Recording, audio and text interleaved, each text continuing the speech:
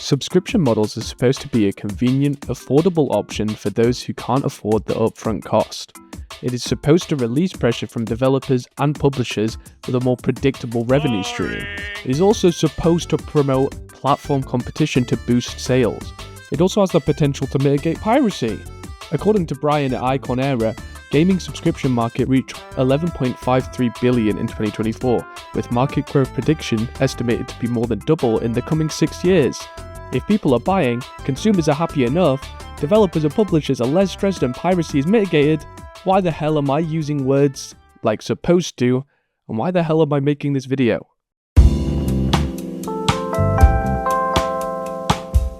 Happy New Year, Xbox. In the beginning, there was nothing, and then there was a brand new way to pay for online services like you've never seen before.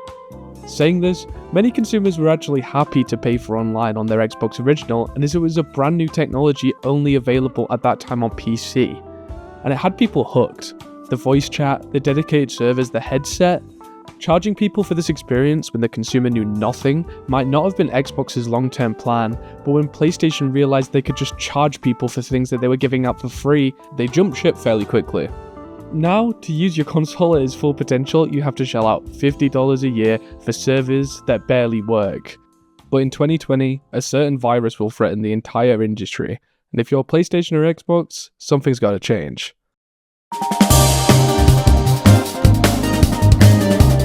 It's very important that I spoke about the infancy of Xbox Live now, as it shall give context to what subscription services do for the industry from a developer's, consumers, and publisher's point of view. What began as simply giving a few free games out to people who had bought Xbox Live Gold turned into a saving grace for AAA studios who are facing a borderline existential industry threat.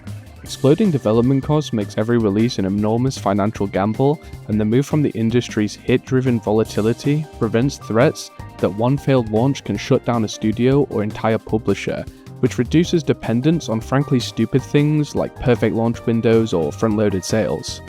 More positives of this predictable revenue stream is preventing layoffs and studio closures, as an underperforming title can lose people their entire livelihoods. Saying this, subscriptions still represent a relatively small share of total revenue, so these issues are still incredibly relevant and far from solved by our golden goose. So if these companies still have to gamble, why are they so scared of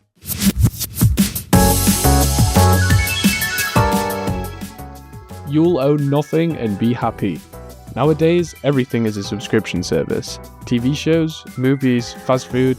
How about a $40 a year Tesla service to open your own garage door?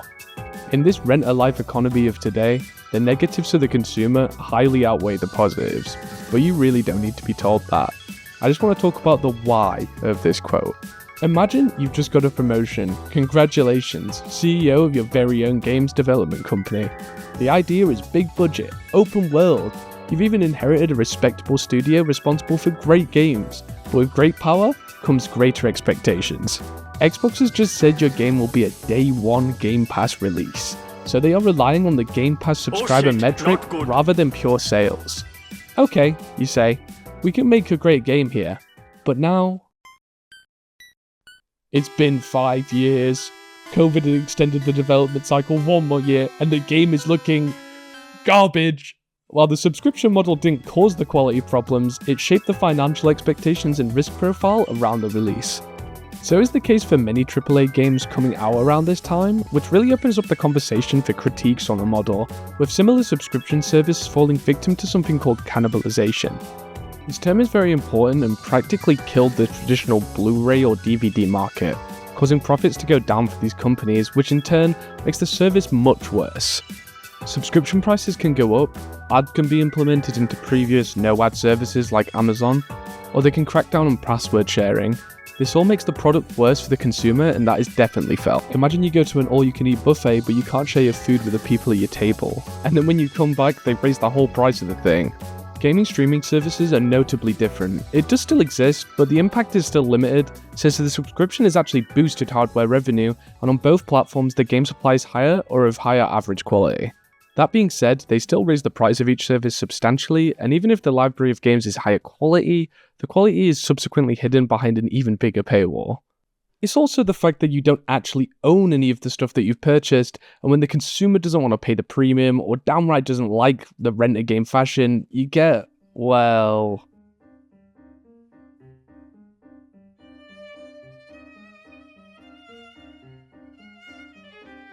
The industry thinks piracy is bad, and on paper it might seem to be true. I mean, 20% of sales in the first week, something needs to change, right? Well, if you only see that number, that may lead you to believe in the strategy of game subscriptions to mitigate it.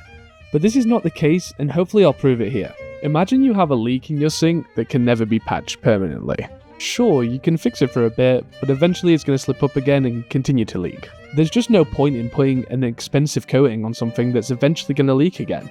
The solution of game subscription services is naive, and it doesn't address the underlying reasons of why people pirate in the first place. So instead of trying to fix the proverbial hole, why not try turning off the tap? To me, there are 3 main reasons why you would pirate a game.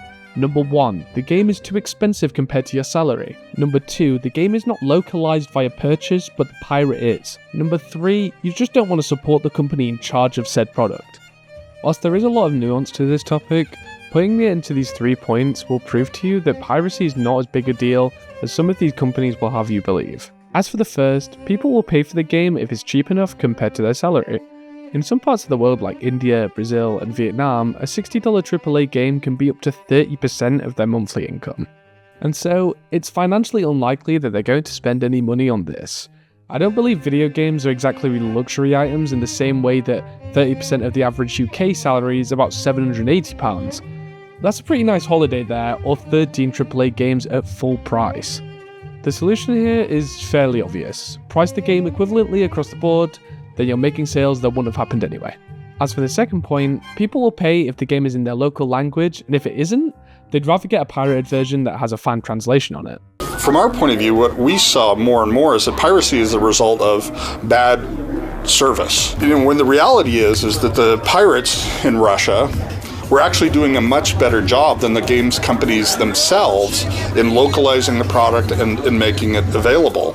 People are happy to pay money if they're getting what they perceive as a great product delivered on their terms. No matter what you think about this, the only real way to combat it is to make it online only, which has problems in preservation and excluding a portion of your fans who want to play the games portably or without an internet connection.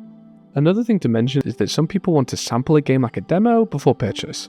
I mean, back in the day, demos would have been provided for this exact reason, but it seems like, at least on console, demos are basically dead in favour of the subscription service, which I personally find a little scummy. At least on Steam, you can refund a game 2 hours after playing if it's not for you. PlayStation and Xbox's solution to you wanting to sample a game is buy a subscription service. And better yet, it won't even have everything you want to try. If there's one thing to take away from game piracy, you need to keep in mind that the only negative here is minus 20% in sales the first week of release. This is literally unavoidable. Cracks are always bound to happen, but subscription services are not the solution. Just one more thing to briefly mention is the slippery slope of subscription services. If this becomes the premier way to play games on console, and if individual sales get cannibalized more, this forces independent to moderate-sized studios to conform to these services, meaning whoever owns Game Pass or PS Plus has absolute control of their respective console markets. Whilst I don't fear this would be taken out of control, it takes one ownership change for this to affect the entire industry. So there it is all laid out. I approach game subscription service with optimistic caution in the coming years. I think gamers are really hard stuck in their ways, and don't think we'll see a shift like we saw in movies and TV with streaming. It's great that we get to have conversations surrounding this topic whilst it's not a major problem yet. This is all in part thanks to every frontier of game development. Critics, developers, consumers, and game platforms all have their fair share to add in both positive and negative ways, and I think that's exactly how this topic should be approached. Anyways, thanks for watching, bye bye.